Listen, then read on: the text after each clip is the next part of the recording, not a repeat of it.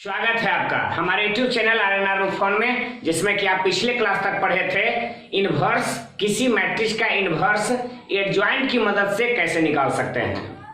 और अभी हम पढ़ने वाले हैं कि इनवर्स का प्रयोग कर करके रैखिक समीकरण को कैसे हल किया जाता है। इसी चैप्टर को हम यहाँ पर बतला रहे हैं, solution of system of linear equation, रैखिक समीकरण के निकाय का हल। ये सबसे लास्ट है, यहां से मैट्रिक्स डिटरमिनेंट का इस्तेमाल खत्म हो जाएगा, फिर हम लोग आगे टॉपिक में बढ़ेंगे, कैलकुलस फिर स्टार्ट करेंगे। सुनिए ध्यान से, रैखिक समीकरण के निकाय का हल किस तरह से करना है उसी के बारे में इस चैप्टर में पढ़ना है। अगर आप चैनल पर नए हैं तो सब्सक्राइब जरूर कर लीजिएगा, ताकि आगे आप वीडियो लगातार देखते रहें बिना कोई आपत्ति के। चलिए इस वीडियो पर शुरुआत करते हैं। ध्यान देते हैं, हमको इसमें दो चीजें पढ़नी है, दो चर वाले रैखिक समीकरण का हल कैसे करेंगे और तीन चर वाले रैखिक समीकरण का हल कैसे करेंगे। ध्यान देना, बगैर स्किप किए हुए वीडियो देखना है, और पूरा स्किप बगैर किए हुए अगर देख लीजिए तो हम बाद के साथ कहते हैं कि अगर आपको दो चर वाले रैखिक समीकरण या तीन चर वाले रैखिक समीकरण का हल निकालने में कभी दिक्कत हो गया, दोबारा अनसब्सक्राइब कर दोगे। हम बाद के साथ कहते हैं, अब यहां पर सिखला रहे हैं इसी चीज को। चलिए हम आपको समझाते हैं कि रैखिक समीकरण को हल कैसे करते हैं। तो सबसे पहला, solution of linear equation of two variable.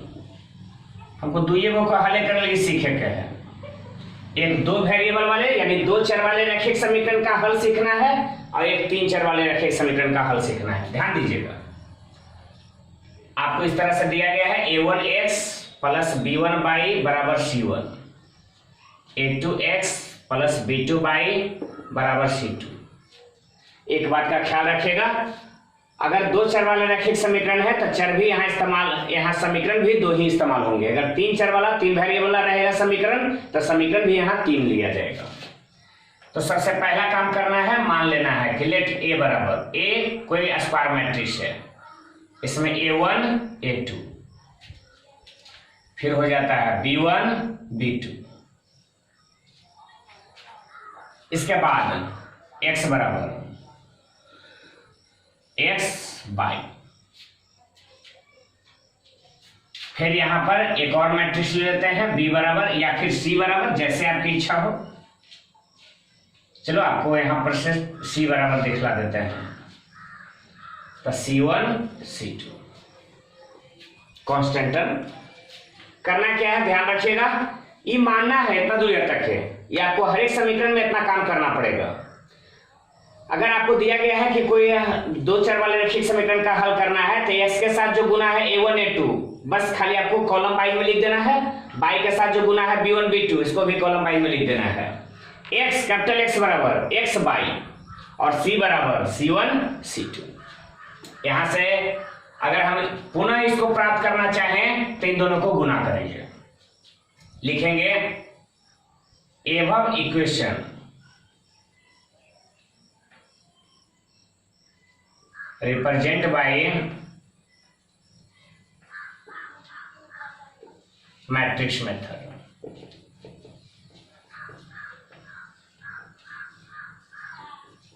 x बराबर c, ए मैट्रिक्स को एक्स मैट्रिक्स के साथ गुना करेगा और सी के बराबर कर दीजिएगा तो उपरोक्त ही प्राप्त हो जाएगा। गुना करके देखिए, a1 b1 को x बाई से, a1x प्लस b1 बाई, ध्यान दीजिएगा a1x plus b1 by, a1x plus b1 by बराबर c1, फिर a2x प्लस b2 बाई बराबर में c2 आ जाएगा।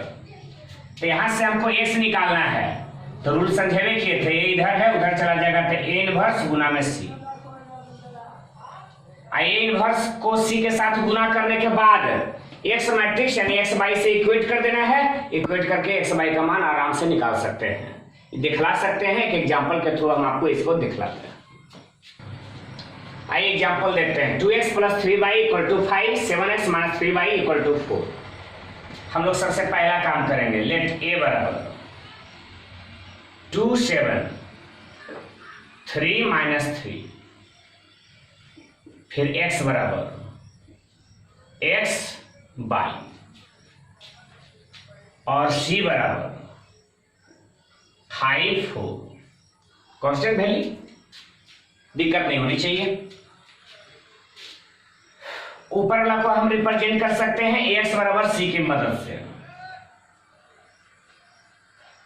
एवं इक्वेशन रिप्रेजेंट बाई एक्स बराबर सी। यहां से बड़े इत्मीनान से लिख सकते हैं कि एक्स बराबर ए इनवर्स सी। तो हमको काम इतने पर करना है, एक मान करके छोड़ देते हैं, एक मान करके यहां छोड़ रहे हैं। हमको ए इनवर्स चाहिए, ए इनवर्स निकाल लेते हैं। समझाए थे लिखने के लिए कि एक्स के साथ जो गुना है उसको कॉलम वाइज में, और वाई के साथ जो गुना है उसको कॉलम वाइज में। कैपिटल एक्स के साथ सिर्फ वेरिएबल जय वो है, एक्स वाई है तो उसको कॉलम वाइज में लिख देना है। अगर एक्स वाई जेड रहता तो एक्स वाई जेड को हम कॉलम वाइज में लिख देते हैं, बाकी इधर कांस्टेंट को सी में लिख देना है। अब चलिए ए इनवर्स निकालने का काम करते हैं। तो ए इनवर्स बराबर फार्मूला होता है 1 डिटरमिनेंट ए और गुना एडजॉइंट ए। तो थोड़ा यहाँ ज्यादा समय न लेते हुए डिटरमिनेंट एडजॉइंट आपको निकालना सिखाए हैं, इसलिए हम इसका थोड़ा शॉर्ट मेथड इस्तेमाल कर करके निकाल लेते हैं। आप उसको लॉन्ग भी कर सकते हो। डिटरमिनेंट ए का वैल्यू तो 2 गुना -3 -6 और माइनस में 21। एडजॉइंट ए तो इन दोनों का जगह चेंज करें, -3 2, इन दोनों का साइन चेंज करें तो -3 -7, -27 हो जाएगा। माइनस खाली गुना कर देना इसमें, 1/27 माइनस जैसे ही मल्टीप्लाई करिएगा तो 3 3 7 -2। इस प्रकार से ए इनवर्स बड़े इत्मीनान से निकल जाता है। तो यहां से फिर लिख सकेंगे x बराबर ए इनवर्स का मान समीकरण 1 में रखने पर put A inverse, put the value of A inverse.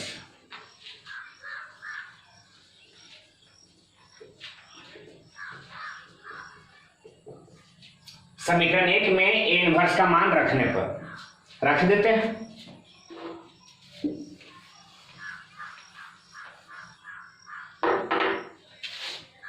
Therefore x बराबर ए इनवर्स का वैल्यू है 1/27 337 -2। अब गुना में सी है तो 5 4। सोल्व जरूर करेंगे।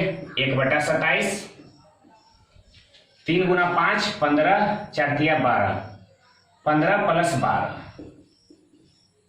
× 5 = 35 माइनस में 8 1/27 27 इधर भी 27।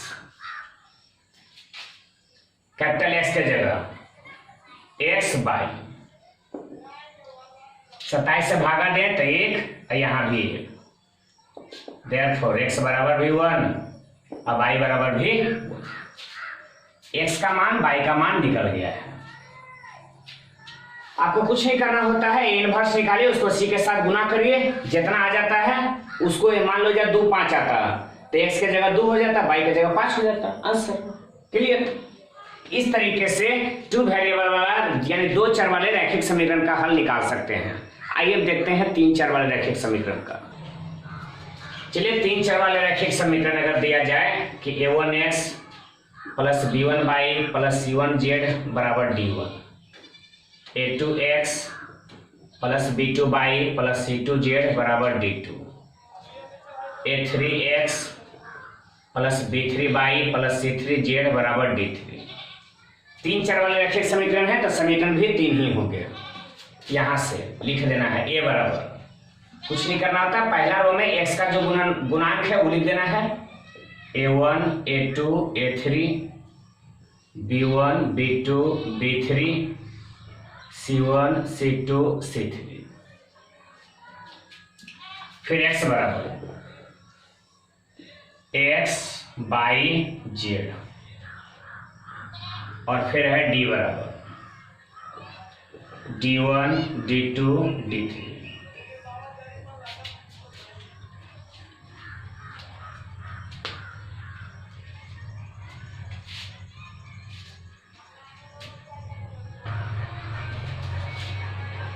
above equation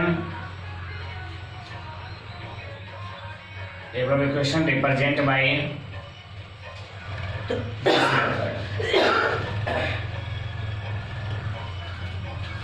तो ax बराबर आपको d कर देना है, a और x को गुना करिए और d के बराबर कर दीजिए, तो ये वाला समीकरण आपको मिल जाएगा। तो यहाँ से फिर लिख सकते हैं x बराबर, इधर a है उधर चला गया था, a इनवर्स अब गुना में d।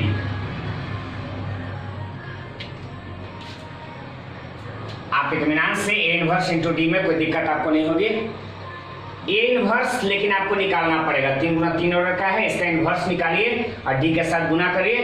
वापिस जैसे 2 गुना 2 ऑर्डर में किए थे सेम टू सेम करेंगे। एक एग्जाम्पल से देख लेते हैं, ध्यान इधर दीजिए। हमको एग्जाम्पल में यही दिया गया है और हमसे यही कहा जा रहा है कि x, y और z इन तीनों का मान बताइए क्या होगा। शुरुआत करते हैं। तो सबसे पहला चीज a बराबर 2 4 7 3 - 2 5 1 0 3। a को लिखने में कोई दिक्कत नहीं हुई होगी, आपको कुछ नहीं करना। अच्छा जेड नए है तो समझ लो उसके साथ 0 गुना है, 0 इंटू जेड, ठीक है। x बराबर x बाई जेड और है एक है d बराबर 7 8 2। इस सब अभी ध्यान मत दीजिए। इस तरह से हम लोग यहां पर इतना लिख सकते हैं, इतना लिखने में कोई दिक्कत नहीं है। तो जो ax बराबर d है वो रिप्रेजेंट करता है एबव इक्वेशन को मैट्रिक्स मेथड में, represent above equation by matrix method, ठीक है। तो हम x बराबर लिख सकते हैं a इनवर्स इंटू डी, समीकरण नंबर 1।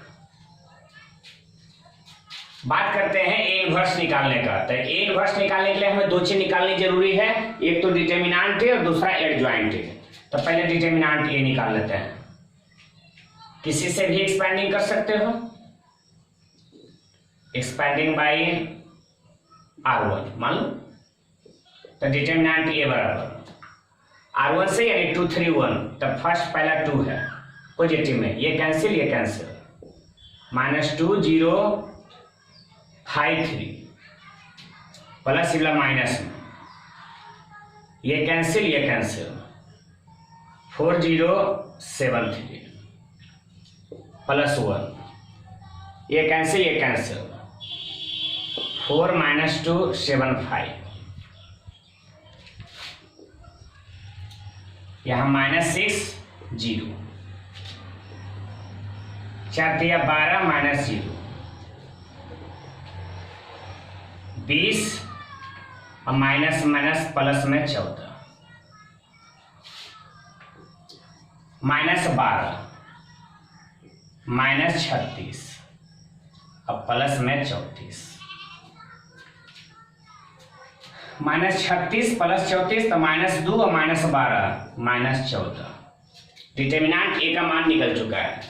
देखो हमने एडजॉइंट के का मान पहले ही से निकाल करके रख दिया है, इसलिए रखा है ताकि आपको हमें इनवर्स निकालने में ज्यादा वक्त लगे नहीं। आपको एडजॉइंट निकालना सिखाए हैं तो आप निकाल भी सकते हैं। तो एडजॉइंट के बराबर कितना, तो यही है -6 -4 2 -12 -1 4 34 11 -16।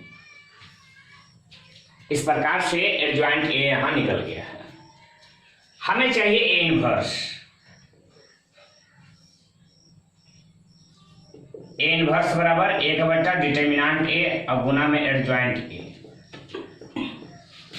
1 डिटर्मिनेंट a का वैल्यू आ चुका है -14 रह देंगे। एडजॉइंट a का वैल्यू लिखा हुआ है -6 -4 2 -12 -1 4 34 11 -16। इस प्रकार से a इनवर्स निकल चुका है। अब यही a इनवर्स का मान समीकरण 1 में रखेंगे और सोल्व कर लेंगे। आइए रखते हैं, सोल्व करते हैं। ध्यान दें, यहां तक वही लिखल है, एक नीचे मिटा दिए हैं, एजी लिख रहे हैं। Put A inverse in equation first. X बराबर ए इनवर्स यानी -1/14 -6 -4 2 -12 -1 4 34 11 -16। अब गुना में डी है 7 8 2। फिर एक्स बराबर -1/14, जस का तस रहने दीजिए और सोल्व करिए इसको। -6 × 2 सॉरी 7 -42 -4 × 8 माइनस में 32 और 2 दूना 4 प्लस में -12 × 7 -84 -8 4 दूना 8 34 × 7 तो 210 और 28 238 11 × 8 88 -16 × 2 तो -32। फिर बराबर में -1/14 -42 -32 + 4 तो यहां हो गया -42 और -28 हो जाएगा। -42 और -28 42 8 50 20 70 -70 माइनस ये दोनों कैंसिल -84 88 में से अगर आप 32 आप घटा देते हो तो 238 तो है ही है 88 - 32 तो यहाँ 6 × 5 तो 238 में हमको 56 जोड़ देना है। 8 6 14 5 3 8 1 9 294। अगर 14 से कटता है तो जरूर काटेंगे, नहीं कटता है तो फिर छोड़ करके चलेंगे, लेकिन हमें लगता है कुछ कुछ तो जरूर कट के जाना चाहिए। यहां से फिर लिखेंगे एक्स बराबर 14 25 70 माइनस माइनस प्लस तब 5 हो जाएगा। 84 है तो यहाँ 6 बार में कट सकता है, माइनस माइनस प्लस यहाँ सिर्फ 6 14 6 84। अच्छा 294 है, इसको थोड़ा देखना होगा कटता है या नहीं कटता। तो 294 को हम 14 से भाग लगाते हैं, 2 टाइम में 14 28, हाँ बिल्कुल ये भी कट जाता है तो 21 टाइम में, लेकिन माइनस यहाँ हो जाएगा -21। इस प्रकार से हम लोग यहाँ लिख सकते हैं कैपिटल एक्स के जगह पर x/z बराबर 5 6 -21। x बराबर 5, y बराबर 6 और z बराबर -21। इस प्रकार से हमें x/z का मान मिल गया है। आप ध्यान दें, अगर इस तरह का सवाल दिया जाता है तो आप इत्मीनान से इसी प्रकार से बना सकते हो, कोई दिक्कत नहीं होगी। ठीक है, चलिए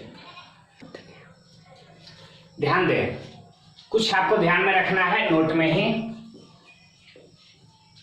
यदि इक्वेशन a1x + b1y + c1z बराबर d इस तरह से इक्वेशन देवल रहेगा तो आप a बराबर a1 a2 a3 b1 b2 b3 c1 c2 c3 लिखने में दिक्कत नहीं। x बराबर वेरिएबल लिखना है x/z, वो भी कॉलम वाइज लिख दिए।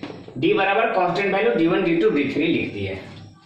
यदि डिटरमिनेंट a का मान 0 के बराबर न हो देन इक्वेशन इज कंसिस्टेंट, तब समीकरण संगत होगा। आपसे पूछा जाएगा समीकरण संगत कब होगा, तो आपके पास एक ऑप्शन है कि डिटरमिनेंट a का मान 0 के बराबर नहीं रहेगा तब कंसिस्टेंट होगा एंड हैविंग यूनिक सॉल्यूशन। इसका सिर्फ और सिर्फ अद्वितीय हल होंगे, यानी एक ही हल हो सकता है, एक से अधिक हल नहीं हो सकता है।